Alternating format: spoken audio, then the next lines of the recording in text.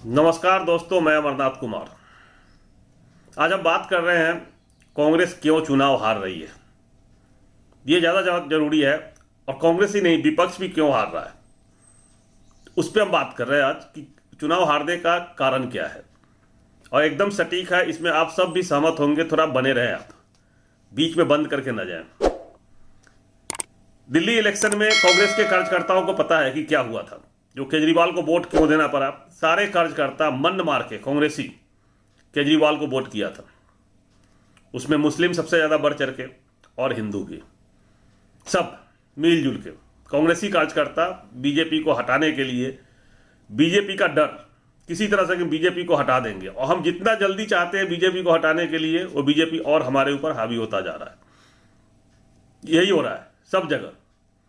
आप चाहते हैं कि हम बीजेपी को हटा देंगे, उस चक्कर में हम गलती पे गलती किए जा रहे हैं। दिल्ली के कार्यकर्ताओं को लगा कि अगर हम एक तरफा वोट करते हैं केजरीवाल को तो भाजपा को हटा देंगे। और केजरीवाल तब तक एकदम सेकुलर पार्टी लग रहा था केजरीवाल जैसे सेकुलर है, बिल्कुल कांग्रेसी है और उसी तरह की पार्टी है, वो हिंदू मुस्लिम से दूर है। और चुनाव जीतते ही वो अपना रंग दिखा दिया। दिल्ली के दंगों में क्या हुआ आपने पता ही है, मुस्लिमों को मरने के लिए छोड़ दिया, और अब वो बिल्कुल आरएसएस की नीति पे चल रहा है, भाजपा की तरह काम कर रहा है। तो फायदा क्या हुआ। अगर कांग्रेस के कार्यकर्ता दिल्ली में अपने पार्टी को जिताता तो कुछ सीटें तो आ ही जाती। बेशक भाजपा की सरकार बन जाती दिल्ली में, चाहे त्रिशंकु होता, भाजपा ना बना पाती तो किसी का समर्थन से बनाते, तो केजरीवाल को समर्थन करना पड़ता मजबूरन, या गवर्नर का शासन रहता, यही होता। लेकिन कांग्रेस का सीट आता। तो आगे से अगर आप चाहते हैं तो ये करना पड़ेगा। यूपी में भी क्या हुआ, यूपी में जो हाल बना रखा था, मुस्लिमों के साथ जिस तरह के नारे लग रहे थे, तो आप तो पता ही है कि देश के जो हिंदू है, मैक्सिमम हिंदू 80% वो ना चाहते हैं कि हम मुस्लिमों को देश से भगाएं, हम साथ में रहना चाहते हैं। वो बहुत बढ़िया है, सेकुलर जो नारा है हमारा संविधान का, उसके साथ रहना चाहते हैं। तो यूपी में भी यही हुआ, किसी और को वोट ना करके सबके सब समाजवादी पार्टी को वोट किया, सबके सब मिलकर। भाजपा चुनाव इसलिए जीत गई कि वो आपके समाजवादी पार्टी के जो वोटर हैं उसमें सेन लगे, जो दलित पिछड़े हैं उसमें सेन लगे। आपने सब कुछ कैलकुलेट करके देख लिया कैसे मायावती के साथ वोट बट गए, और ओवैसी साहब ने कुछ वोट बांट लिए मुस्लिम वोटर, और जिसका नतीजा हुआ कि चुनाव हार गए। अदरवाइज सपा की सरकार तो बनी हुई थी, कोई हटा ही नहीं सकता था। और बिहार चुनाव में भी ऐसा ही हुआ था। मांझी कौन है मांझी? कौन है सानी जो आया बीच में लड़ने के लिए, और चिराग पासवान आए अपने पार्टी का नुकसान करा लिए।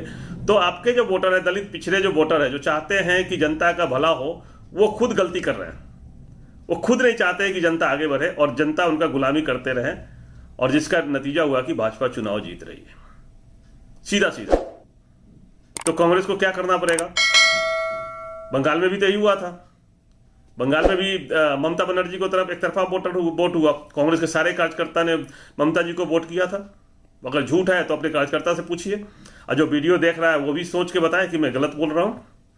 सच्चाई यही है। मैं तो जानता हूं, सबके साथ मिला हुआ हूं, एक एक चीज को स्टडी कर रहा हूं।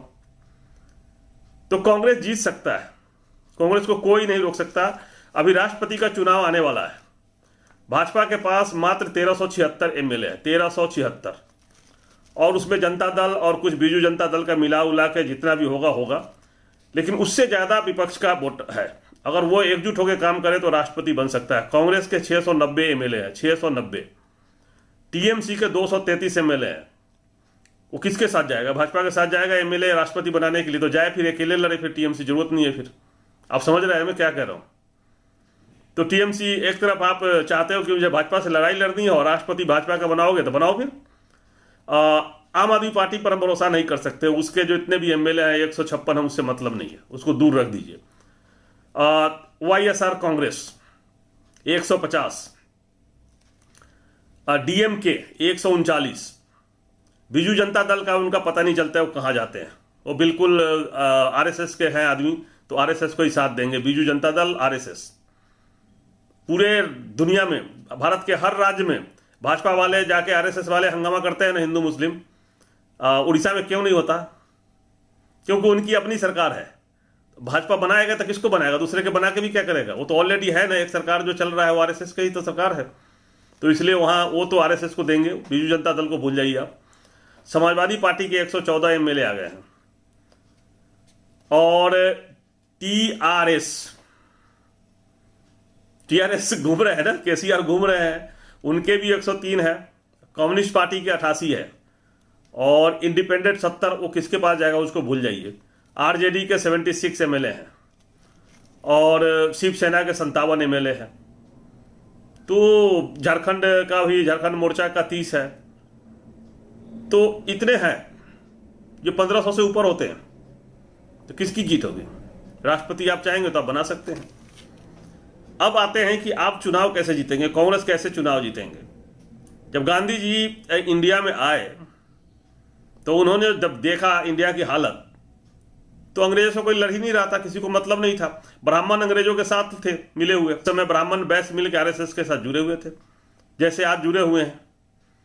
मात्र 2 से 4% जो सवर्ण है वो आज आरएसएस के साथ नहीं है। 2 से 4% जो यहाँ बैठ के वीडियो बना रहा है और जो वहाँ वीडियो देख रहा है, जो ट्विटर पे लिख रहा है, फेसबुक पर लिख रहा है, मात्र 4 से 5%। वोट डालने समय वो 2% रह जाते हैं, 2 से 2.5%, क्योंकि जो भी जागरूक लोग हैं वो शहरों में, अगर गाँव में जाते नहीं वोट डालने, तो इसलिए वोट नहीं बढ़ पाता है। अब दिल्ली में बैठे हैं, यूपी में वोट डालने नहीं गए तो कैसे होगा? परिवार उनका दिल्ली में है, वोटर वहाँ का बना हुआ है। तो गांधी जी ने देखा कि ये तो कभी खत्म ही नहीं होगा, ये अंग्रेजों के साथ, अपने भारतीय अंग्रेजों के साथ मिलके हमारे भारतीयों के ऊपर गोली चला रहा है, सेना में भर्ती किया हुआ है, मलाई खा रहा है और देश गुलाम है। तो गांधी जी ने घर घर जाके दलित पिछड़ों को जोड़ा था, बनिया को जोड़ा, जगाया और बाकी लोगों को भी जगाया और घर घर जाके दलित पिछड़ों को एकजुट किया। तो आज जो गांधीवादी कहते हैं कि कांग्रेस गांधी की पार्टी है, वो गांधी वाली काम नहीं हो रही है। जो कांग्रेस के जो G23 और कांग्रेस के जो लीडर है, वो कांग्रेस आला कमान को यही कहता है कि आप लालू से हट के लड़ो, हम जीत लेंगे, मुलायम से हट के लड़ो, हम जीत लेंगे। यही तो हुआ। बिहार में एक तेजस्वी की सरकार बन सकती थी, टिकट ऐसा बांटा गया जिसमें जानबूझ के बांटा गया जिससे तेजस्वी की हार हुई, उसके ज़्यादा से ज़्यादा एमएलए कांग्रेस के हारे। और अभी जब उपचुनाव हुआ तब आरजेडी से हट के लड़ा गया, बोला नहीं हम कांग्रेस इंडिपेंडेंट लड़ेगा, और अकेले चुनाव लड़े और सब जगह 5000 और 4000 वोट आए। तो जो नेता है वो जान के, वो उनको लगता है कि हम लालू को हटा देंगे और मुलायम को हटा देंगे, और उस चक्कर में वो कांग्रेस को नुकसान करा रहे हैं। कोई भी हो, G23, वो अपना वोट नहीं ला सकते, उनकी जाति के लोग उनको वोट नहीं कर सकता। कर देगा सवर्ण? तो बताइए। हम IT सेल के रोहन गुप्ता जी, उनसे पूछ रहा हूं कि बनिया उनको वोट करेगा? नहीं करेगा। 2% करेगा, 1% करेगा। वो ट्विटर पे खुद लिखते हैं तो उसको कितना लोग सपोर्ट करता है, कितने लोग शेयर करता है, उसी से देख लीजिए। नहीं करता किसी का भी, चाहे संजय झा जी वहां से बैठ के लिखते हैं, चाहे कपिल सिब्बल साहब लिखते हैं, चाहे कोई भी लिखे, पहले उनसे पूछिए कि आपकी जाति के कितने लोग वोट करेंगे। नहीं करता। आप उदाहरण दे दीजिए कि नहीं करता, करके तो देख लिया इतने चुनाव लड़के। तो आपको वोट तलाश करना पड़ेगा जीतने के लिए दलित पिछड़ों में। इनकी संख्या धांधली करने के बाद भी, खूब तोड़ फोड़ करने के बाद भी, ईवीएम मशीन बदलने के बाद भी, वोटिंग में धांधली करने के बाद भी कितना वोट आया? 41%। यूपी की बात कर रहा हूं। तो बाकी के 60% वोट तो था ना। अगर वो मिलके लड़ते तो जीत नहीं थी, निश्चित जीत थी। कोई भी पार्टी को जीत होती। अगर समाजवादी ही जीतता तो भाजपा को तो हरा दिया ना। बिहार में आरजेडी जीतेगा तो हरा तो दिया भाजपा को, और तृणमूल कांग्रेस जीती तो ओबीसी ने भी भाजपा को हरा दिया। तो अगर विपक्ष की पार्टी भी अगर चाहे कि अलग अलग टुकड़ों में रह के भी भाजपा को हरा दे तो हरा तो दिया। बाद में फिर देख लीजिएगा, समझ लीजिएगा। तो मिलके काम करना पड़ेगा कांग्रेस को। बिहार यूपी में अपना वोट तलाशने से काम नहीं होगा। मात्र 20 महीने में आप कुछ नहीं कर पाएंगे। तो आप वहां घर घर जाके वोट बटोरने की कोशिश मत करिए, आप उनके साथ तालमेल करिए। और तेजस्वी को भी चाहिए कि कांग्रेस के साथ तालमेल करे, और अखिलेश यादव को भी चाहिए कि कांग्रेस के साथ तालमेल करे। जो भी विपक्षी पार्टियां हैं जो चाहते हैं कि भाजपा से छुटकारा मिले, वो कांग्रेस के साथ करे। आज भी कांग्रेस नंबर 2 पार्टी है इंडिया में। 690 एमएलए है, और ये संख्या बढ़ेंगे, घटेंगे नहीं। तो मिलना पड़ेगा, मिलजुल के काम करना पड़ेगा आपको। परंपरागत, जब बार बार हम बोल रहे थे खुल के, आप सवर्णों पर ज्यादा भरोसा नहीं कर सकते। अभी कोई भी विपक्षी पार्टियों को बोल रहा हूं, सवर्णों पे ज्यादा भरोसा नहीं कर सकते आप, क्योंकि वोट आपको नहीं मिलेगा। आप कैंडिडेट को टिकट भी देते हैं तो आपको वोट नहीं मिलेगा। एक गलती आप ये भी करते हैं कि अगर उसका एमएलए ब्राह्मण है तो आप भी ब्राह्मण को टिकट दे देते हो, तो उससे नुकसान होता है, क्योंकि लोगों को ऑलरेडी ब्राह्मणों से नफरत है, वो हटना चाहता है। आप फिर ब्राह्मण को टिकट दे दिए तब मतदाता का मन बढ़ जाता है, छोड़ो क्या करना है। ये भी तो वही है, एक शर्मा पहले से था, दूसरा शर्मा आप दे दिया। साहिबाबाद सीट की बात कर रहा हूँ मैं वहाँ गया था, मैं सर्वे किया था, सब कुछ था, लेकिन पहले से एक शर्मा था और रिकॉर्ड मतों से पहला शर्मा जीता है भाजपा का, दूसरे शर्मा को कोई वोट ही नहीं किया समाजवादी पार्टी की। तो ये सब देखना पड़ता है, सोचना पड़ता है कि आप कर क्या रहे हैं। आपको अपने वोटर को आगे लेके चलना पड़ेगा। अभी जैसे ही आपकी सरकार केंद्र में बनेगी, भाजपा खत्म होगी, उसके दूसरे दिन ये सारे सवर्ण फिर आपके साथ जुड़ जाएंगे। आज तक यही होता है आज़ादी के समय से। वो बिना पावर के नहीं रह सकते, सवर्ण बिना पावर के नहीं रहता। अभी आपके साथ नहीं जुड़ेंगे। जैसे ही आपकी सरकार बनेगी, कहीं पर भी अगर सपा का सरकार यूपी में बन जाता, सारे सवर्ण सपा के साथ, बिहार में आरजेडी का बन जाए, सारे आरजेडी के साथ। यही तो हुआ है अब तक। मायावती की सरकार बनी, सारे ब्राह्मण मायावती जी के साथ, यही तो हुआ था। और फिर धीरे धीरे उस पार्टी को खत्म कर दिया जाता है, खोखला कर दिया जाता है, बर्बाद कर दिया जाता है। ये सब सोच के काम करना पड़ेगा। वीडियो बना के मैं आपको नहीं समझा सकता, उसके लिए आप सबको मिलना पड़ेगा। मिल के बात करेंगे तब जाके होगा।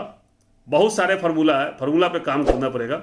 वीडियो शेयर करें, चैनल सब्सक्राइब करें, बेल आइकन को प्रेस करके रखें, जैसे आने वाले वीडियो का अपडेट मिलता रहे। जय हिंद, जय भारत।